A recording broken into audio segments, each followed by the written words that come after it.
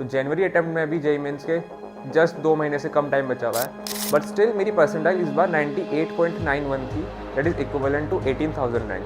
तो अगर मैंने सिर्फ जेई एडवांस अप्रैल अटेम्प्ट दिया होता तो मेरी 18,000 रैंक आती। आप अगर सिर्फ अप्रैल अटेम्प्ट में अच्छा करते हो, आप सोचते हो कि अप्रैल अटेम्प्ट में अच्छा करेंगे, तो उससे आपकी परसेंटाइल काफ़ी गिर सकती है। एंड अप्रैल में ड्रॉपर्स को काफ़ी फ़ायदा होता है, बिकॉज जो 12th क्लास के स्टूडेंट्स हैं वो बोर्ड्स के टाइम पर लग जाते हैं, बोर्ड्स का बढ़ने लग जाते हैं, ड्रॉपर्स उसमें बिल्डअप कर लेते हैं। Hello everyone, welcome back to another video.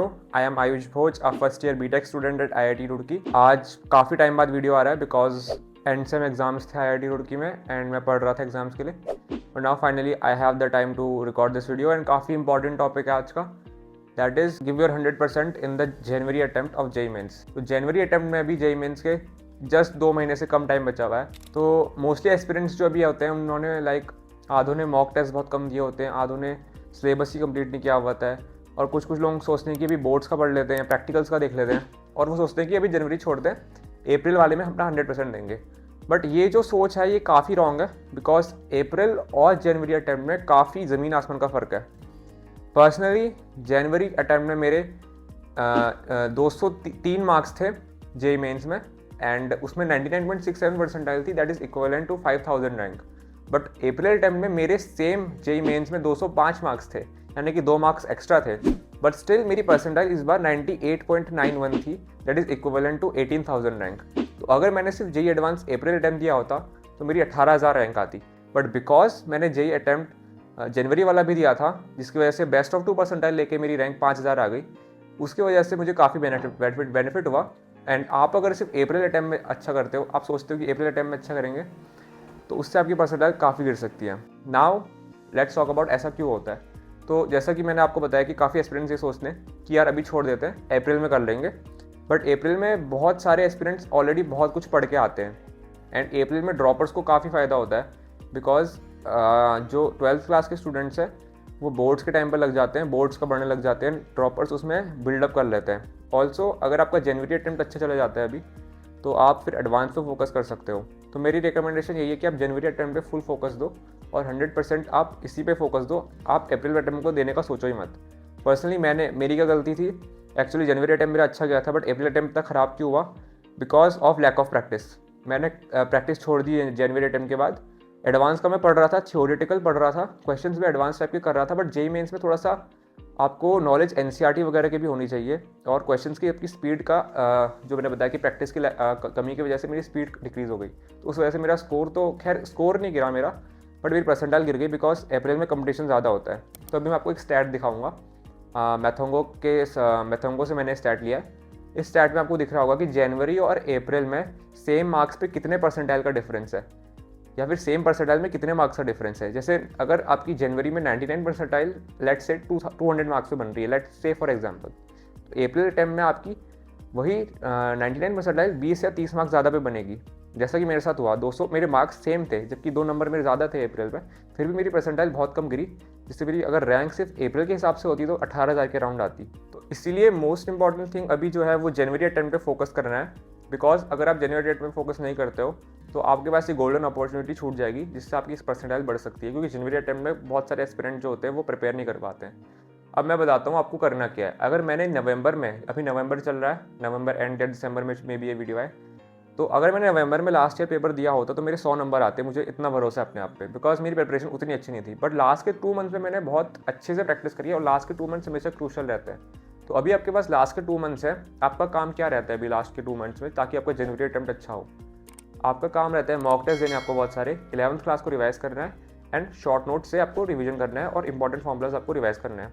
आपको कैसे कैसे हर सब्जेक्ट को टाइम देना है, I have already told you in the last 3 videos. Maths, physics, chemistry के लिए अलग अलग डेडिकेटेड वीडियोज़ हैं, उसमें आपको देखना है कि रिवीजन कैसे करना है।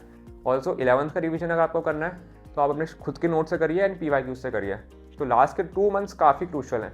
जैसे कि मैंने बताया, अगर मैंने दिसंबर में एग्जाम दिया होता, दिसंबर में मेरे मार्क्स शायद 100 भी नहीं आते, 100 या 120 आते, बट लास्ट में मैंने अपने आप को इतना इंप्रूव किया है, मॉक टेस्ट मैंने दिए हैं, लास्ट के 2 महीने में मैंने एटलीस्ट 15-20 मॉक टेस्ट दिए होंगे, जिससे मेरा स्कोर काफ़ी इंप्रूव हुआ है। तो लास्ट का 2 months is very crucial. Also आपको प्रीवियस ईयर पेपर्स देने, ताकि आपको पता चले कि पेपर किस टाइप का आता है। एंड लास्ट थिंग, आपको अपने हेल्थ के ऊपर भी आप फोकस रखना है, बिकॉज अभी ठंडियाँ आ रही हैं एंड काफ़ी एस्पिरेंट्स जो होते हैं वो हेल्थ इश्यूज़ की वजह से एग्ज़ाम के प्रिपरेशन में पीछे रह जाते हैं और एग्ज़ाम के टाइम पे बीमार रहते हैं। तो उससे उनको काफ़ी मतलब उनके लिए बैकलॉग्स हो जाती हैं एंड वो काफ़ी पीछे हो जाएंगे बाकी एस्पिरेंट्स के मुकाबले।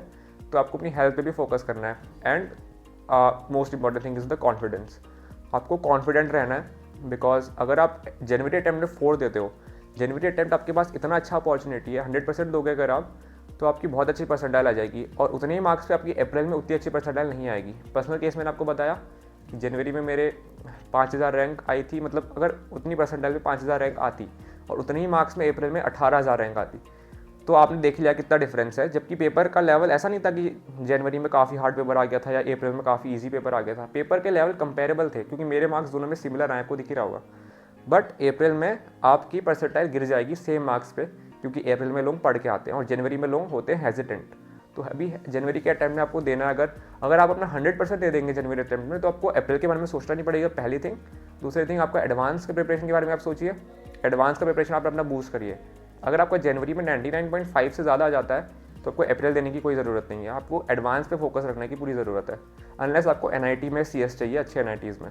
लेकिन अगर आपका मेन एम IIT है तो 99.5 पे आप अप्रैल अटैम्प्ट के बारे में सोचना छोड़िए और एडवांस का ट्राई करें।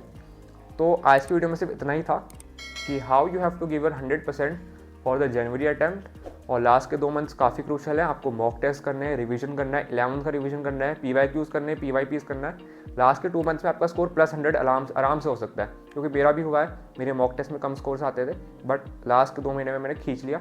वही मैंने एडवांस में भी किया। अप्रैल अटैम्प्ट के बाद 2 महीने या फिर 2 महीने से कम दिन, 45 दिन बचे हुए थे, मैंने बहुत मॉक टेस्ट दिए एंड एडवांस में मैंने अंडर 2000 रैंक अचीव किया। So that is all for today's video. अगर आपका कोई डाउट है तो आप कमेंट्स में पूछ सकते हैं एंड अभी आप पढ़ना स्टार्ट कर दीजिए अच्छे से। 2 महीने बचे हैं, you can definitely score 98 percentile plus. अगर आप जनवरी अटैम्प्ट का फ़ायदा उठाते हैं, अप्रैल में काफ़ी हार्ड हो जाएगा। सो प्लीज़ ट्राई दैट आप जनवरी में ही अच्छा स्कोर पा सकें। So thank you. अगर आपका कोई डाउट है कमेंट्स में please ask and like the video, subscribe the channel and share the videos to your fellow aspirants. That is all for today's video. Thank you and have a great day ahead.